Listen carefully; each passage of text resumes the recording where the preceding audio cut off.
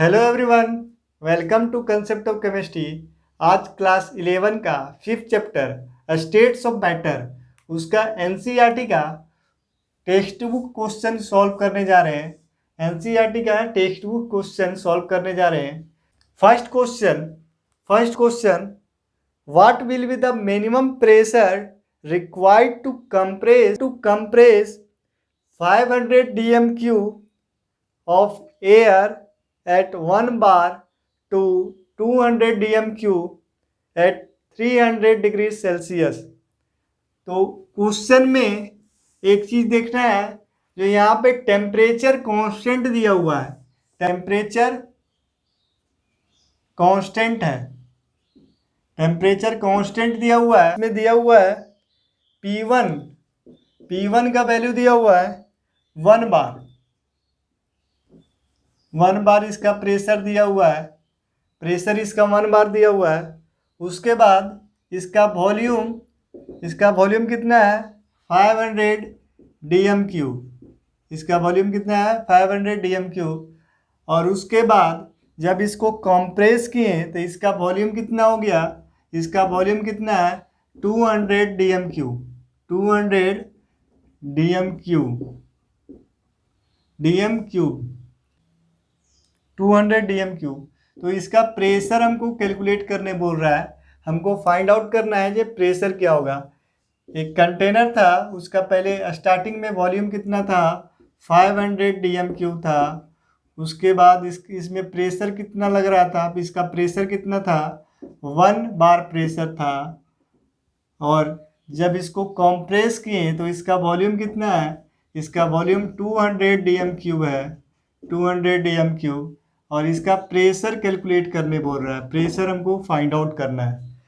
तो temperature at constant temperature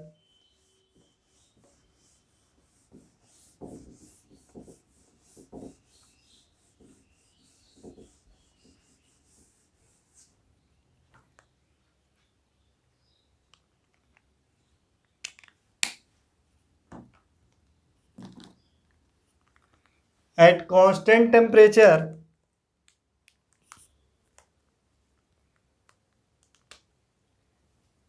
constant temperature Boyle's law के अनुसार at constant temperature pressure is directly proportional to volume. Pressure जो है directly proportional to volume होता है। तो P is directly proportional to V। तो ये यहाँ से P1 V1 equal to P2 V2, P1 V1 equal to P2 V2। तो P1 मेरे पास पहले कितना था, पहले मेरा प्रेशर था पहले 1 बार। उसका वॉल्यूम कितना था 500 dm³। प्रेशर P2 और ये वॉल्यूम कितना हो गया, कंप्रेस किए तो इसका वॉल्यूम कितना हो गया 200 dm³। तो P2 इक्वल टू हो जाएगा P2 equal to 1 bar into 500 dm³ by 200 dm³। तो P2 का वैल्यू मेरे पास आ जाएगा, P2 आ जाएगा 2.5 बार। तो मेरा प्रेशर कितना हो जाएगा 2.5 बार। ये बॉयल्स लॉ पे क्वेश्चन था।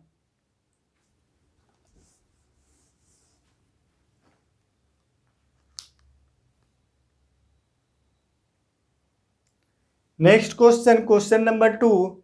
A vessel of 120 ml capacity contains a certain amount of gas at 25 degrees Celsius, at 35 degrees Celsius and 1.2 bar pressure. The gas transferred to another vessels of volume 180 ml at 35 degrees Celsius. What will be its pressure? तो ये भी question Boyle's law पे है, ये भी question Boyle's law पे base question है। ये P1 V1 equal to P2 V2 पे क्वेश्चन बनेगा। P1 V1 equal to P2 V2 at constant temperature pressure is directly proportional to volume. ये बॉयल्स लॉ होता है। तो इनिशियल प्रेशर इसका कितना था, एक वेसल्स है उसका इनिशियल प्रेशर वहाँ पे दिया हुआ है। इनिशियल प्रेशर P1 का वैल्यू दिया हुआ है 1.2 बार, ये प्रेशर दिया हुआ है इसका। और इसका वॉल्यूम कितना है, वॉल्यूम इसका क्या है, V1 इक्वल टू कितना है 120 ml, 120 ml। इसका वॉल्यूम कितना है 120 ml। अब इसको हम ट्रांसफ़र किए अनदर वेसल्स में, अनदर वेसल्स जिसका वॉल्यूम कितना है, जिसका वॉल्यूम कितना है 180 ml। इसका वॉल्यूम कितना है 180 ml इसका वॉल्यूम है। तो इसका प्रेशर हमको कैलकुलेट करने बोल रहा है क्वेश्चन में, ये इसका प्रेशर क्या होगा। तो प्रेशर क्या होगा, तो इसको कैलकुलेट करने के लिए P1 V1 equal to P2 V2, P2 V2, P1 V1 equal to P2 V2।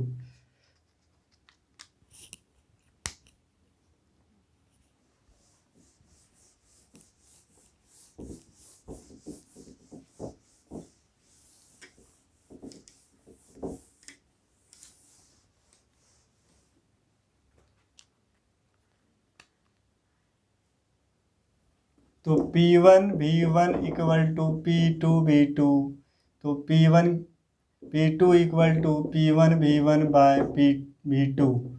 तो P1 का वैल्यू कितना दिया हुआ है, P1 मेरा दिया हुआ था, प्रेशर इसका दिया हुआ था 1.2 बार, 1.2 बार दिया हुआ था इसका प्रेशर। इसका वॉल्यूम कितना दिया हुआ था, वॉल्यूम दिया हुआ था 120 ml, इसका वॉल्यूम कितना था 120 ml। फिर जो V2 जो है, V2 का वॉल्यूम कितना है 180 ml। तो P2 इक्वल टू कितने हो जाएगा, P2 इक्वल टू हो जाएगा 0.8 बार। मेरा प्रेशर कितना हो गया 0.8 बार। तो सिंपल सा क्वेश्चन था।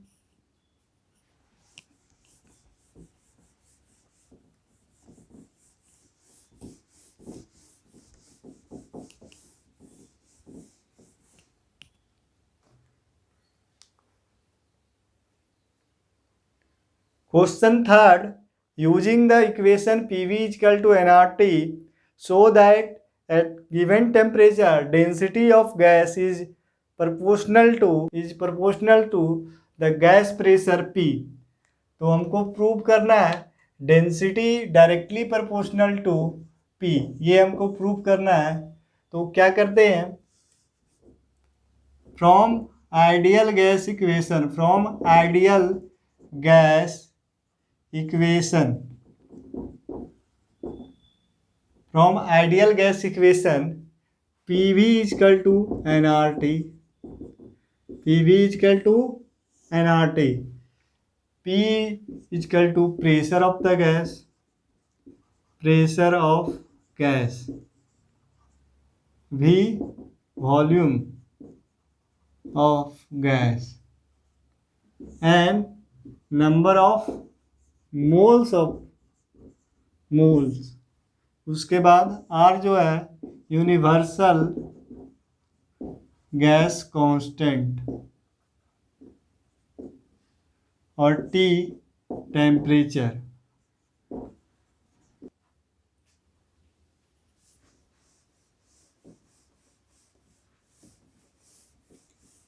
PV इक्वल टू nRT, तो हम लिख सकते हैं PV equal to nRT, mass of gas by molar mass, molar mass of gas. ये M और ये कैपिटल M, तो यहाँ पे लिख सकते हैं M by M equal to RT equal to PV। तो P V equal to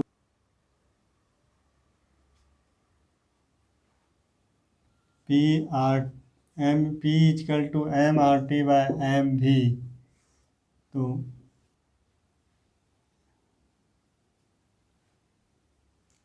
density equal to M by V, density equal to M by V. तो P equal to M by V की जगह पे क्या लिख सकते हैं, D R T by M. तो P M equal to D R T. तो P equal to directly proportional to D, यहाँ से प्रूव हो गया। हेंस यहाँ से P directly proportional to T at constant temperature. तो कांस्टेंट टेम्परेचर में डेंसिटी जो है डायरेक्टली प्रोपोर्शनल टू प्रेशर है।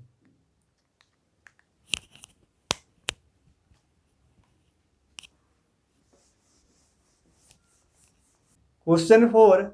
At 0 degree Celsius, the density of gaseous oxide at 2 bar is same as that of nitrogen at 5 bar. What is the molecular mass of oxide? तो oxide का molecular mass हमको calculate करना है। Oxide का molecular mass of oxide हमको calculate करना है। Molecular mass of oxide calculate करना है, molecular mass of oxide calculate करना है। तो ये डेंसिटी जो है, डेंसिटी ऑक्साइड का और नाइट्रोजन का डेंसिटी सेम दिया हुआ है। बोल रहा है density of oxide is same as the density of nitrogen gas.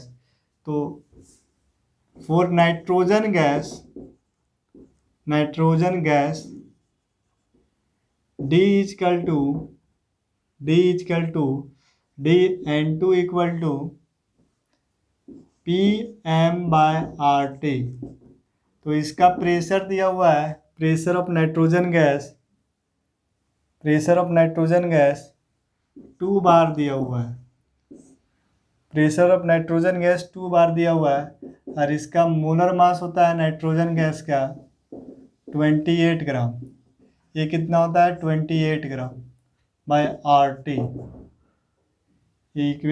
Four oxide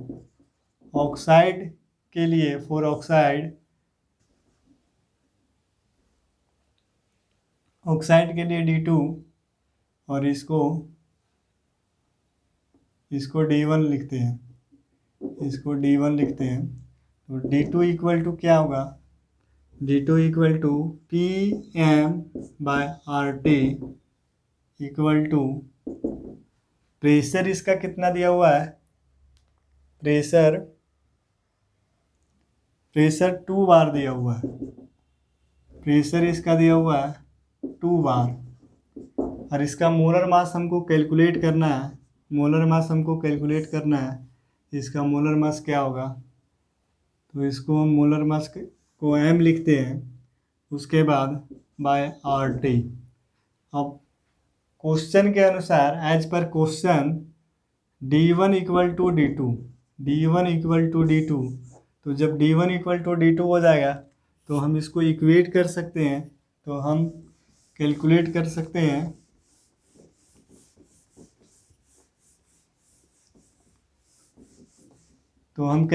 सकते हैं, D1 इक्वल टू D2 होगा, तो 2 into M by R T equal to 2 into 5 into 28 by R T. तो m equal to 5 by 28 by 2 equal to 70 gram. तो molar मास oxide का कितना हो जाएगा, 70 ग्राम। तो मोलर मास ऑफ ऑक्साइड हम कैलकुलेट कर सकते हैं 70 ग्राम।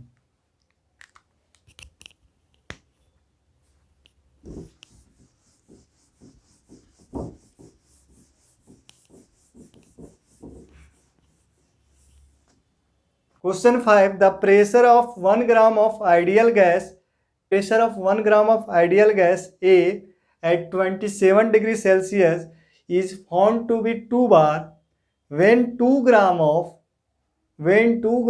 ideal gas B is introduced in the same flask at same temperature. The pressure become 3 bar. Find the relationship between their molecular mass. So let Ma and Mb be the molar masses of two gases A and B respectively.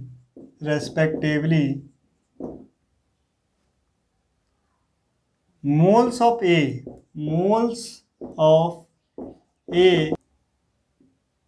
and A equal to mass of gas A by molecular mass of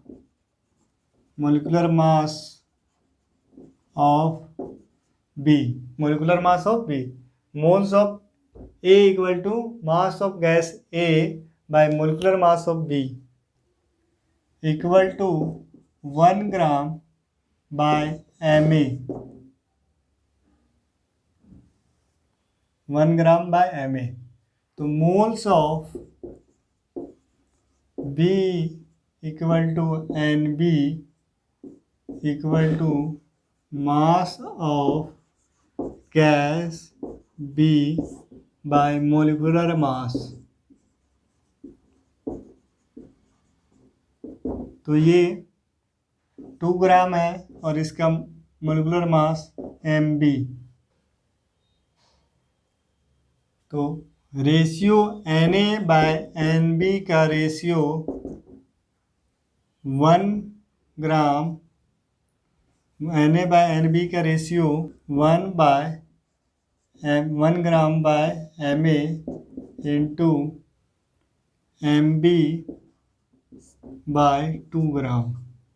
तो इसका जो ratio होगा Na/Nb का ratio हो जाएगा Mb bye 2Ma.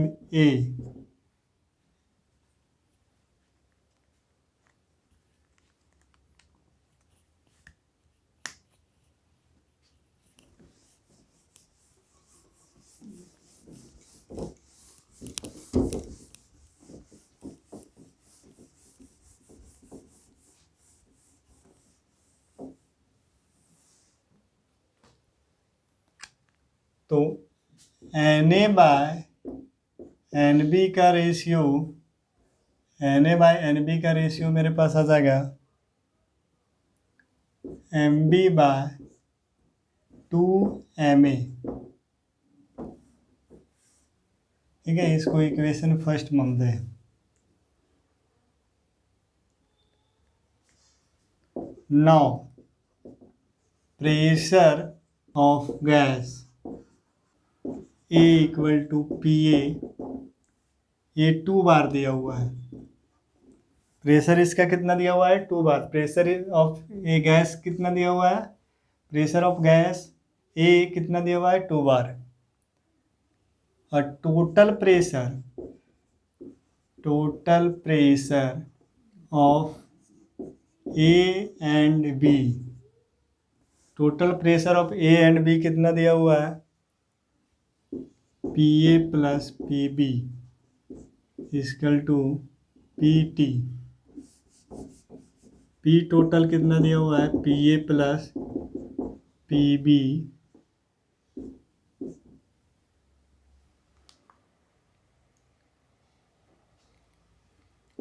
ये 3 बार दिया हुआ है. तो Pb equal to 3 minus 2 equal to 1 bar. तो Pb का प्रेशर कितना आ गया 1 बार। पीबी का प्रेशर है 1 बार।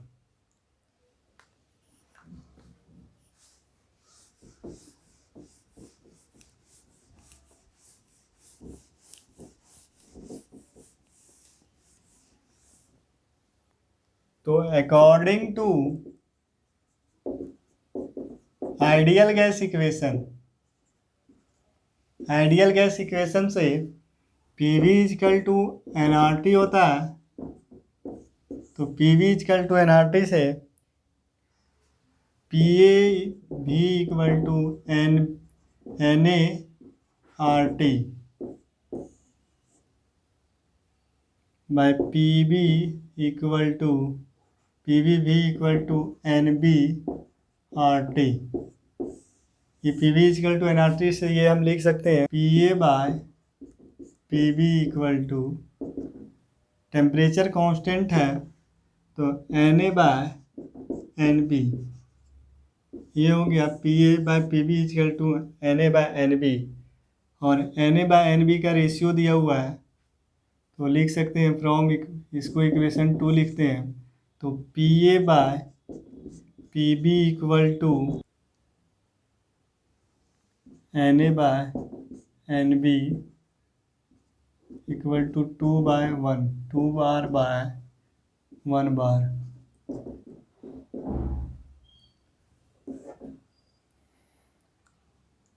तो फ्रॉम इक्वेशन 1 एंड 2, तो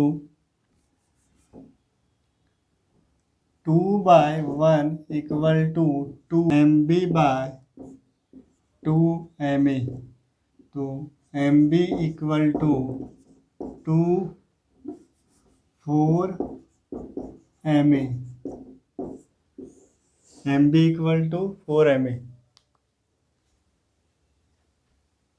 तो दोनों गैस में रिलेशन निकल गया मोलिकुलर मास का, दोनों गैस में रिलेशनशिप आ गया है MB इक्वल टू 4 MA।